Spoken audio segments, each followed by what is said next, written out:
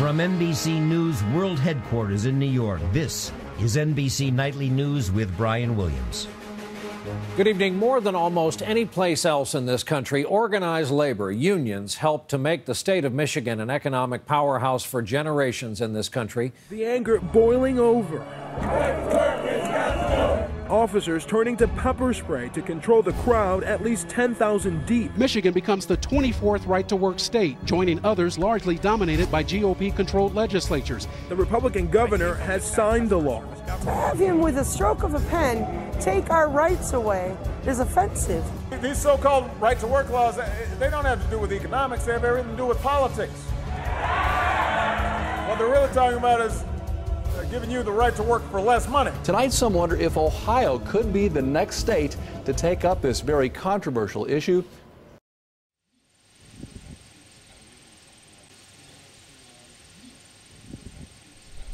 You have to belong to a union to make a decent wage today. And I can't understand these people that are fighting the unions. My name is Wayne. I'm 90 years old. I was born in Pennsylvania. I've been an operating engineer for 72 years. I was stripping coal in Coshocton, Ohio on a shovel. I found out about the union. I wanted to belong to the union. The union is a bunch of people that stick together and get things done. To me, it looked like it was a pretty solid way to have a future. And I finally found the right people, and I joined the union that day out of Cincinnati, Ohio. The first union job I ever had was the one down on Burr Oak Dam in Athens County. I was running a TD-18 International dozer, and that was the beginning of it. When I got into the union, then the field opened up to where if I was in the union hall on the list, I may get out and get on that damn piece of equipment. So that's how it worked out. I always worked in Ohio. I never worked out of the state of Ohio. I never quit a job. I worked until I was laid off. I never had to worry about a job because when you get laid off, you put your name in the hall and you're on a list, so you just work your way up.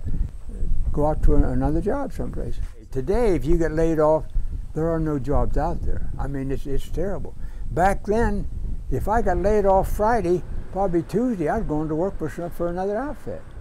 It's a good way to live, make a living, really. This thing of being on your own and relying on these contractors, if they don't like you, they'll lay you off tomorrow, you know. So that's where our union backs you up.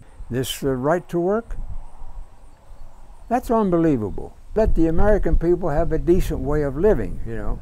And to do that, you have to have some kind of a backing. You can't rely on these God-rich people that are controlling the jobs, because they're gonna make the money on their end. They don't care whether you do it or not.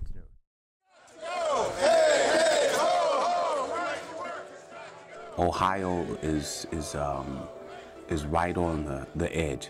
Ohio passed and then repealed a limit on collective bargaining for public employees, but it doesn't mean that the issue won't come up there again. Someone maybe in the labor movement will say, okay, we draw a line in the sand with Michigan. We can't let this spread any further because there's clearly a domino effect.